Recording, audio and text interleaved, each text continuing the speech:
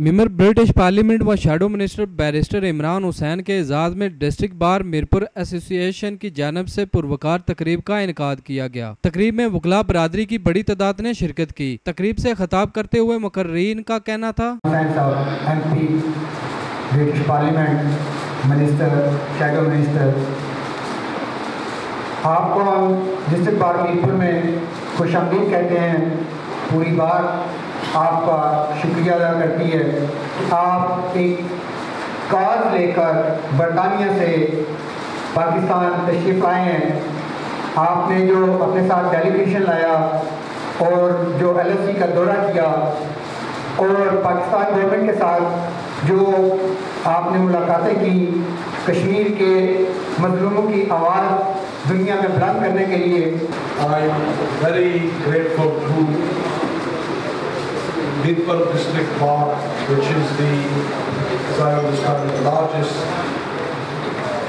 bar association in the whole of South Kashmir, for affording me this opportunity to address you. I was given the same opportunity on my last visit a year ago, and I continue to be grateful to the Bar Association. And I said this point last year when I was here, and I reiterated as a starting point here. The legal system within any country, the independence of the judiciary, a strong advocates representation is absolutely fundamental to the working. It is the backbone of any civilized society and democracy. And I know the Mirpur Bar in particular is a very vocal bar and has some great achievements, both in terms of the work they do, the expertise they have in their own specialist areas, and there are very learned lawyers here as I look around the room. But also, as a campaigning organization, you have a tremendous track record. So I want to put my thanks on the record for all the Azad Kashmir Bar, but in particular the Mirpur District Bar also. I have, as many friends will know, I have a number of family members who are also part of the Mirpur Bar. My uncle Chaudhry Mushtaq Advocate Sahab, Chaudhry Shehbaz Munir Sahab, Chaudhry Nawaz Sahab, Chaudhry Gurbar Sahab, and many others who also practice in the district bar, and therefore we absolutely, I know they uphold those values as well. I also have a very dear friend of mine, Chaudhry Azam Koti Sahab, who I didn't know was here from the UK, and I also welcome Chaudhry Sahab. His son is the Councillor Azam, and he himself is I think, certainly as our labour movement, a real supporter, so I welcome him to Mirpur also. Time is very limited today, so I'm going to be very brief. And my apologies, I was given a time of 11 o'clock. I think I did try my level best to come here for 11 o'clock, but I think the system is such that 5-10 minutes is always, sometimes there is a natural delay there. So my apologies, so I'm going to be very brief and very pertinent. I can get straight to the topical issue and certainly the issue that I've been asked to address the District Bar Association on today. I think when we talk about Kashmir, we have to be, firstly, we have to always state the historical context. And whilst the issue now is at a flashpoint, and I'll come on to that shortly, there is no illusion that this is an absolute flashpoint situation in the onboarding situations in Kashmir. But this struggle, the reality is the sons and daughters of Kashmir have been in a constant struggle, facing constant persecution, oppression and injustice since 1947.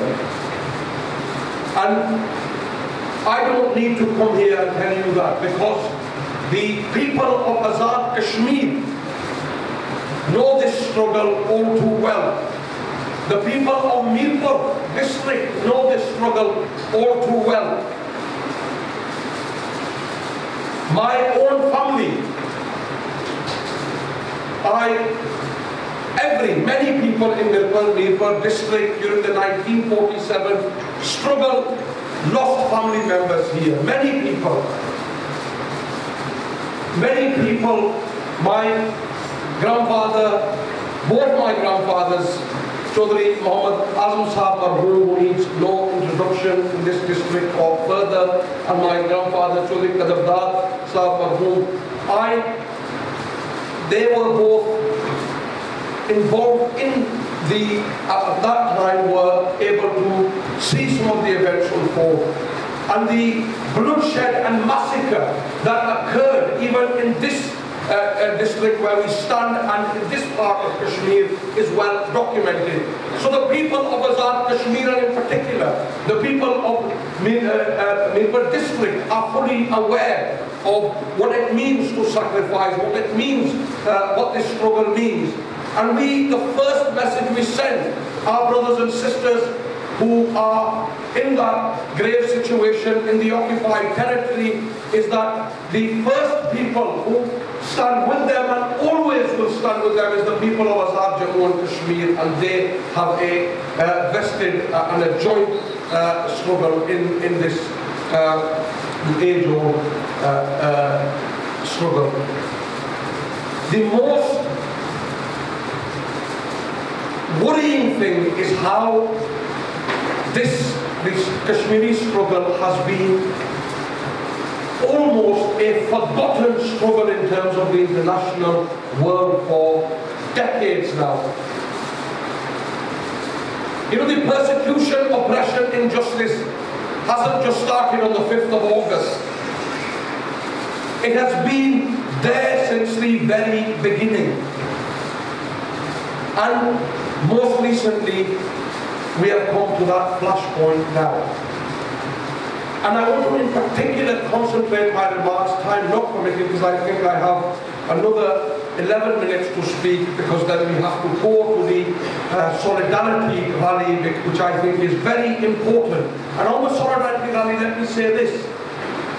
People of all faiths, no faiths, people, Kashmiris and non-Kashmiris across the world will be standing in solidarity whenever in their countries, in the clock comes to 12 o'clock, they will be standing in solidarity with the sons and daughters of Kashmir, and that will send a very clear message to the international community that this struggle cannot be ignored. We cannot turn a blind eye. This is a flashpoint moment, and we must now take some concrete steps to find a resolution to this situation. But the addressing lawyers, the first area I want to concentrate on is the legality of the revocation of Article 370 and 35A. Now, firstly, under the Indian Constitution, it is at best for them highly questionable. Because the Indian Constitution itself makes it clear that any revocation of Article 370, any revocation of any legislation, in particular 35A and 370, which are very, very pertinent in terms of the special status that Kashmir enjoys, the rights the Kashmiris enjoy, the autonomy that state enjoys, although I have to say that has been eroded since 1947, that has been eroded in practice quite dramatically as well.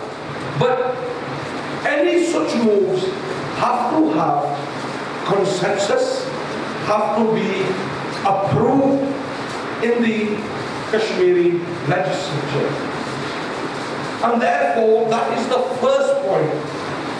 And I understand the civil society in India have already raised this matter, and the matter is before. Certainly, I know 35A is already being filed in the Indian Supreme Court for a decision on the legality of that. But I would say that also applies to Article 370 as well.